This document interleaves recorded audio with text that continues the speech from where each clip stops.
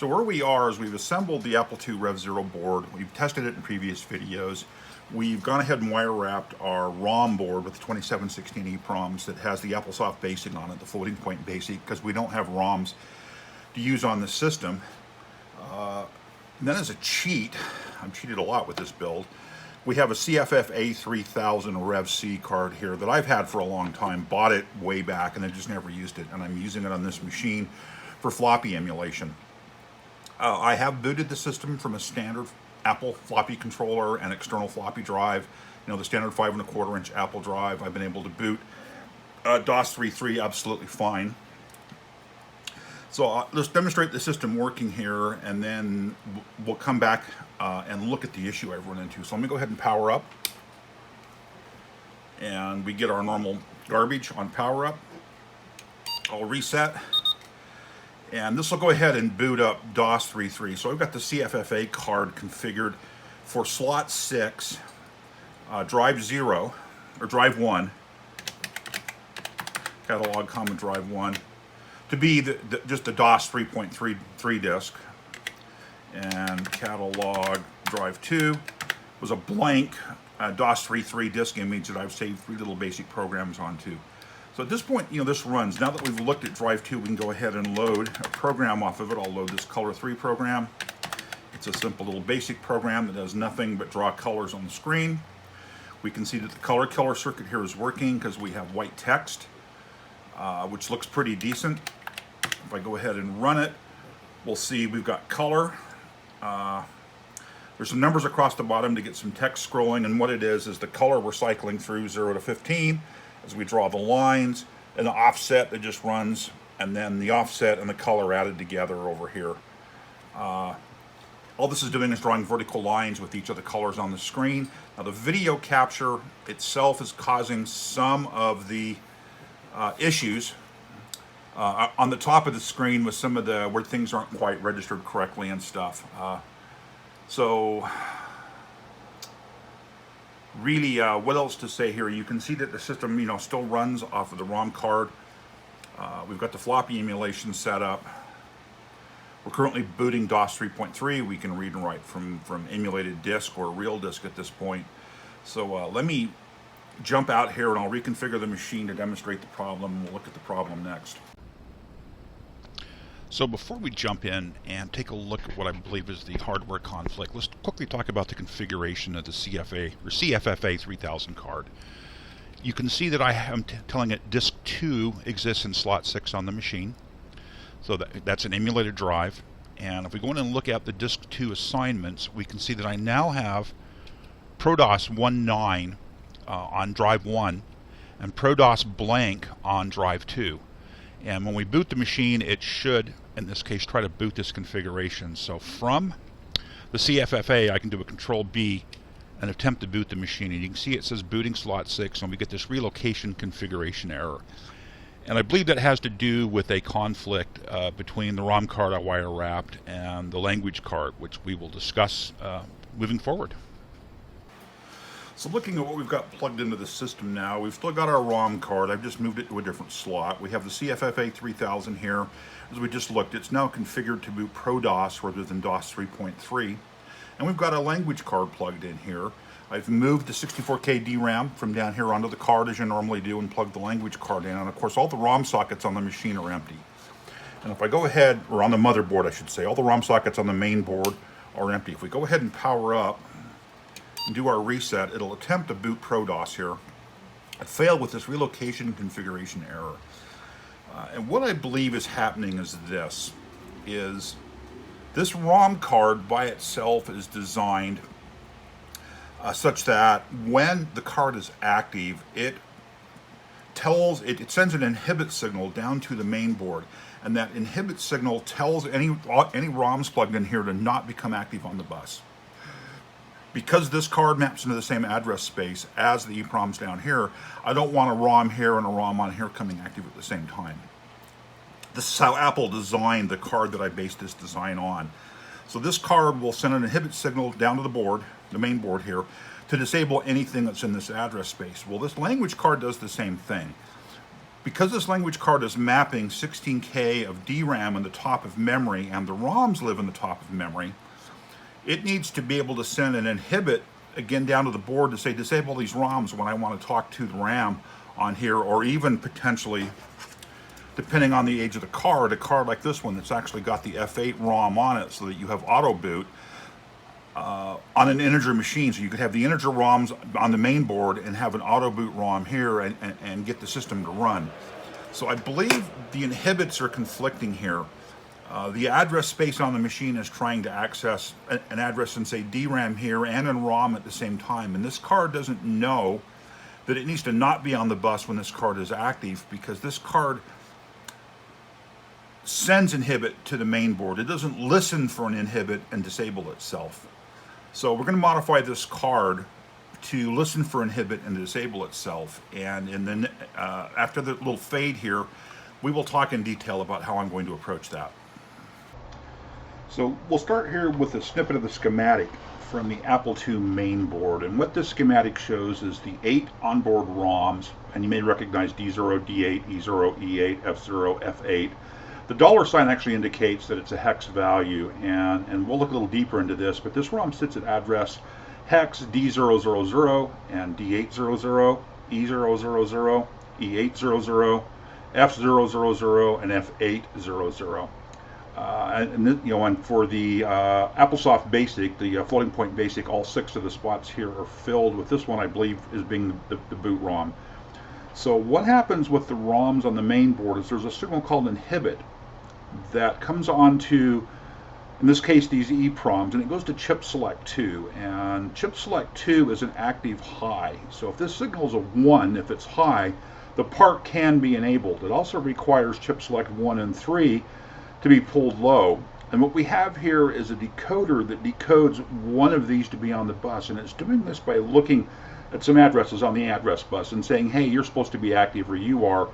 It'll pull low whichever pin for the device it thinks should be active, and with inhibit being pulled high by this resistor, the correct ROM gets enabled.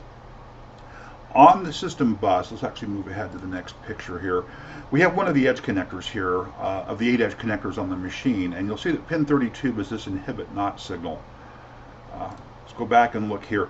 This signal is pulled high by this 1K ohm resistor, and the idea being multiple cards can drive this line low. And how that works is by what's called an open collector TTL output. An open collector TTL output simply means it can drive the pin low, but it can't drive it high. It can float the pin or it can drive it low. And if it floats the pin, the resistor would pull that signal high, or it can drive it low to be a low. Hopefully that makes some sense. So by this pin being driven low, it will disable all of the EEPROMs on the board. And again, across the 8 edge connectors, that's done on this pin 32 here, inhibit. If we look at the memory map, we're going to start over here on this side of a standard Apple II main board. So ignore everything really from here over at this point. We have 3 banks of 16K DRAM. We have, in the upper 16K, space for 6 ROMs. Again, ROM D0, D8, E0, E8, F0, F8. Hopefully that sounds a little bit familiar. There's 6 24-pin sockets on the board that can hold the, what are they, 2513, I believe, that can hold the 6 ROMs. In this case, I have these sockets empty, and we've created a custom ROM card on the bus that comes active when one of these ROMs wants to be active. So instead of it actually picking the ROM on the board here to read from, it's picking one of the ROMs on my custom board. Now with the Apple II language card not in the system, this works, because in this case, when my card becomes active, it'll drive the inhibit signal, which actually tells the machine to disable these ROMs. The reality, and we'll jump back to this drawing here, the reality is these sockets are empty on the main board. So what this pin does is irrelevant on the main board. The decoder here can pull these 2 pins low, and this pin can go high, but there's no device in the socket to react to, so the bus is just left floating. And that's why my card has worked, this ROM card has worked.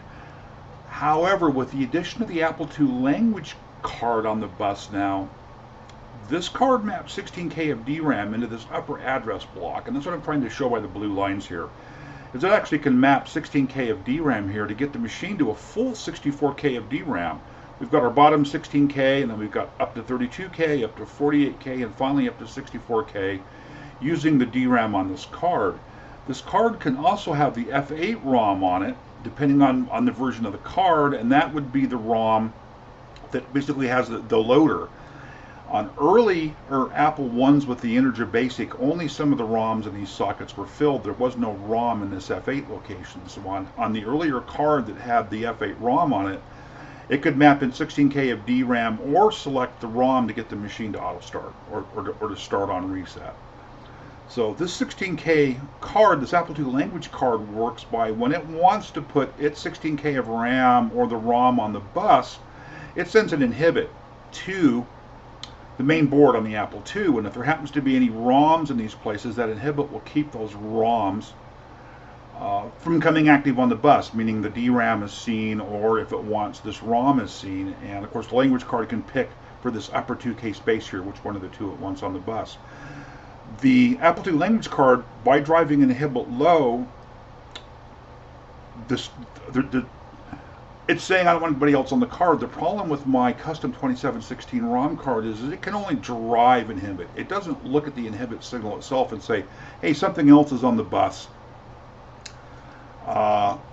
Do something with it. So the 16K DRAM card, the language card can drive inhibit. That's what these two arrows mean. And my ROM card can drive inhibit through to the machine. So let's look at what I'm going to do here to modify the design. I'm going to basically modify the ROM card here such that it listens for inhibit but doesn't actually drive it. So when this language card wants to be active on the bus, it of course sends the inhibit signal to the main board, which there's no ROMs on it. It's just an ignored situation. But can send an inhibit signal also to the custom 2716 card and say, hey, you, don't come active on the bus. I want to control the data bus. So in the schematic, how are we going to do this? So I may have to shrink this a bit. I'm not sure if we're capturing the full schematic here or not. The pieces we need here are actually in place. So the original ROM card, the Apple ROM card, one they produced, generates the inhibit down here on this pin. And how this works is we've got addresses coming in onto, again, a 74LS138 that is a 3 to 8 line decoder. And what's happening here is it's saying are A14 and A15 both high? If they're both high, we're in that upper 8K of RAM. If this signal is a 1, we're trying to read, and it brings in phase 1. And if we take this being high, this being high, this being high, added together, we get a high here. And if we take this signal, it's pulled high. We're not on a DMA cycle. Nobody's trying to pull that pin low. It's pulled high. And so the ones here will bring a 1 through to enable 3. And enable 3, because there's not a little period here, a little dot, is an active high enable. And then when phase 1 is low, and when the device select clock here is low, it will select one of these outputs, pulling one of these ROMs active onto the bus. Its data will be sent on the bus. These are a bunch of ands here. If any one of these pins go low, we'll get a low here. If either one of these two pins goes low, that output becomes low. Either one of these two for this pin. And like I said, this guy will only select one of the 6 here. If any one of these becomes low, because this is an open collector output, it'll drive this pin low.